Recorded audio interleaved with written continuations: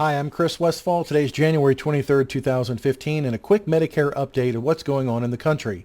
This week in Congress, in the Energy and Commerce Committee, which is a very small subcommittee of the Ways and Means Committee, Congress was listening to various witnesses talking about the sustainable growth rate, and that's the doctor reimbursement. You know, every year, the cost for health care for Medicare goes way up faster than the growth rate of the regular GDP.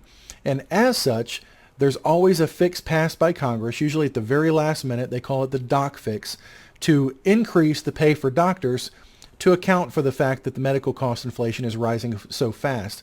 It's always a last minute thing. It's always a crisis. They always do it the very last second, usually with a last minute appropriations bill.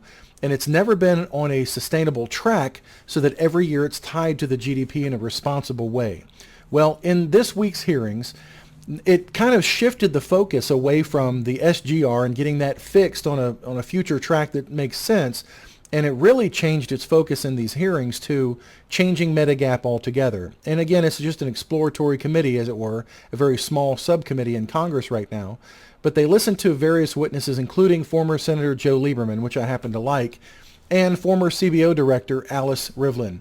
Hope obviously is that that as you create that clarity, you will create in the beneficiary a kind of second thought about overutilizing services. You don't ever want anybody to not go to the doctor because, or the hospital, or get a prescription drug because they're worried about the cost. We're talking about hospitals and doctors in this combined deductible.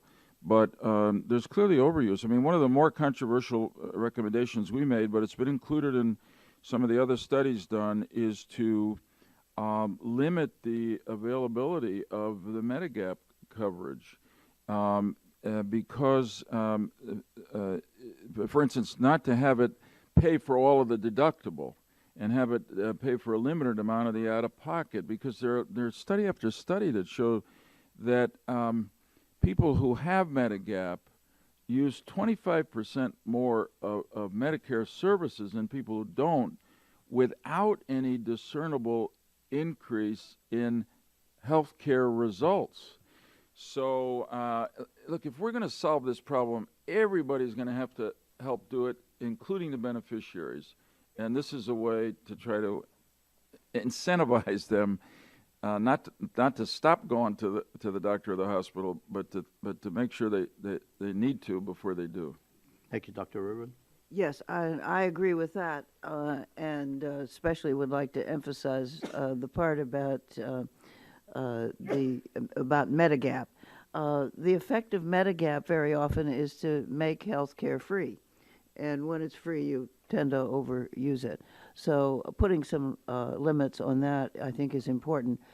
It's costing the taxpayers too much. It's costing the insurance companies. And ultimately, that means it's costing the seniors too much money for this first dollar coverage. First dollar plans include Plan F, which is the most popular Medicare Supplement Plan, and Plan C, which is the same thing as Plan F without the coverage of excess charges. People, when they have first dollar coverage like Plan F, they run to the doctor with those kind of tiny ailments, generating a legitimate claim. Nonetheless, Medicare is going to pay it, and so is the supplement. What that means with all this utilization is the rates for both go up drastically. And let me just quote part of the story about this. It said, like the Heritage Foundation, both witnesses recommended a reform of the current Medigap program, which provides supplemental coverage. Seniors purchase supplemental insurance to pay additional premiums because Medicare does not give them protection against catastrophic illness, leaving them vulnerable to financially devastating healthcare losses. That's true. That's what Medigap's for. But today's arrangement, it goes on, where supplemental health insurance provide for first dollar coverage, drives excess utilization of medical services and thus higher premiums for seniors as well as higher costs for taxpayers. Like the Heritage Foundation, both Lieberman and Rivlin would limit first dollar coverage by Medigap to a reasonable level and thus slow premium increases and cost growth. And also, like Heritage, they would protect seniors from catastrophic costs, giving them peace of mind and security that they do not have today in traditional Medicare, unless they have a Medicare Supplement Plan.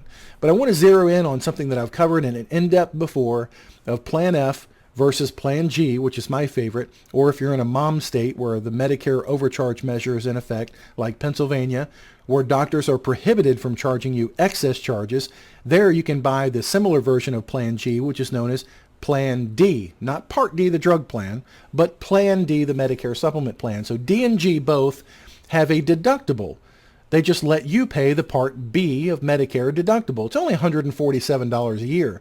But I've shown this consistently in proof over proof over proof videos in the past that when you're on Plan G and you pay that $147 deductible, now you're not participating in the plan that has first dollar coverage. And like this story says exactly, these recommendations would limit first dollar coverage, thus slowing premium increases and cost growth. So as you're buying a Medicare supplement plan, it's critical that you buy the right plan first when you get started. And so many agents out there, and I'd like to slap them, they're telling the seniors, oh, only get Plan F. That's the plan you want. I even heard an agent this past week speak at a conference in Texas and say this: you better get Plan F while you can, because Congress wants to take Plan F away from you. And if you get it now, you're going to be grandfathered in, and you can keep Plan F, which is the best plan in the market. Let me share something with you. Do you know what happens when they grandfather, or they phase out a plan, and then people in that plan are grandfathered in? They can keep it as long as they want. Let's look at Plan J. Same thing happened with Plan J, Medicare Supplement Plan. The rates are now through the freaking roof. Yeah, you can keep Plan J if you want to, but you're paying a fortune because it's a closed risk pool, which means no one new is coming into that plan to offset the rising age and the bad health of the growing aging population that's in that plan.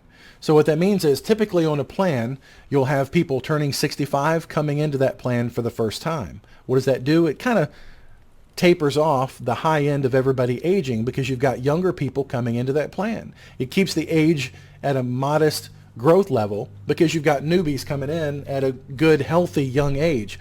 Well, when they terminate a plan like Plan J, and if they do that in the future to Plan F, it's a closed risk pool. So everybody in that pool is getting older. Everyone's getting older.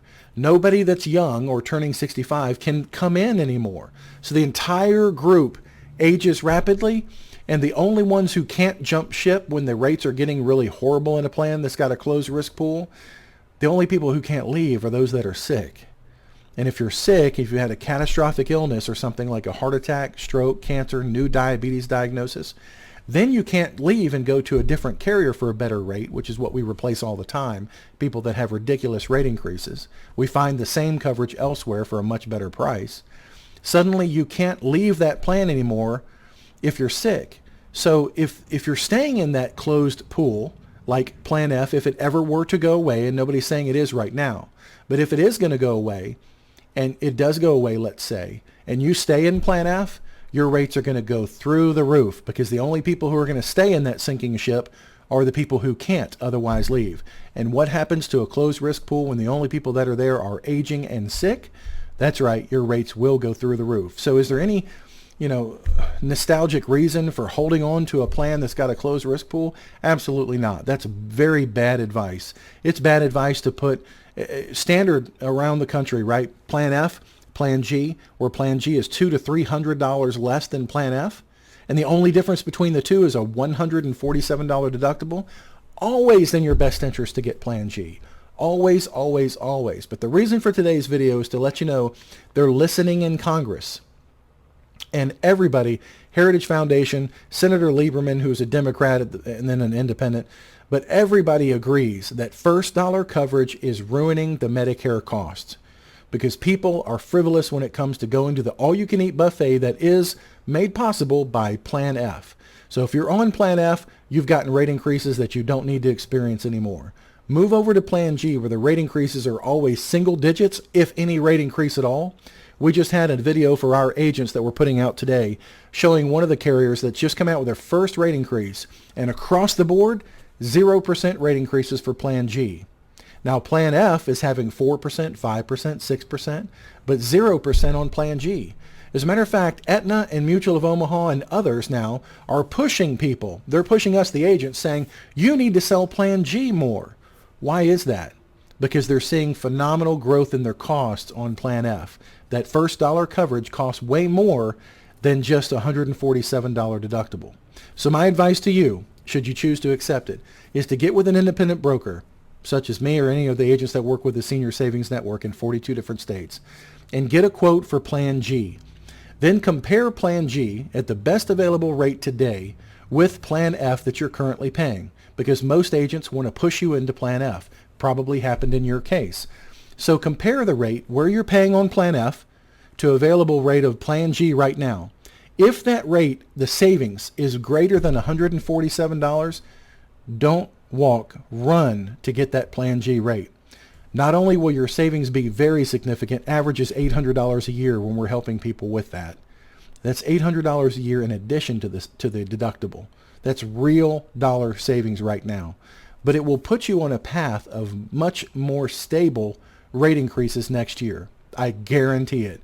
Your rate increases will make you smile instead of scream at your agent and your bill, who probably your agent was one of those people who just chased you down when you're turning 65, knocking on the door, filling up your mailbox with junk mail, and only chasing those people who are just turning 65 going, why would you get any plan than the best plan? The best plan is Plan F. Poor advice, short-sighted business model. And I'm telling you, that was probably a drive-by shooting. It was an agent who just saw you one time and you haven't heard from that agent again. Let us, or an independent agent, we can do it nationwide. It's just a phone call. None of these companies have paper applications where you have to actually sign it anymore. Getting a rate change, a reduction with a better company and a better plan takes about 5 or 10 minutes. So do yourself a favor, give us a call. Let us show you how Plan G can save you the most money, and stay up to date on what's going on in Congress, because I think that Plan F, the writing is on the wall, that first dollar coverage will one day be leaving, and you don't want to be trapped in a plan that's leaving the market or just left the market. So look at Plan G today. It'll save you today a lot more than you're paying right now. And it'll save you next year and the next year and the next year on the rate increases. There'll be much, much better renewals than you're currently experiencing. My name is Christopher Westfall. I run the Senior Savings Network. With an independent network of over 1,500 agents in 42 different states, we have a plan to fit your needs. And guess what? According to the Medicare and You Guidebook, and correct me if I'm wrong, go open it where it compares the plans. And when you see all the plans on the side of the page where it says Plan F, Plan G, and so forth, you'll see that the only difference is Plan G has a $147 deductible. So if I could give you $800 to save, and all you have to pay is $147 deductible, that net savings is immediate savings right now. That's like $60 a month that you can spend somewhere else than on your insurance plan. So stop overpaying. Let us shop it for you. I appreciate your time and attention. Have a great day. And for further information, feel free to subscribe to this YouTube channel, and you'll get further updates on Medicare as they're sent out. Have a great day. Bye-bye.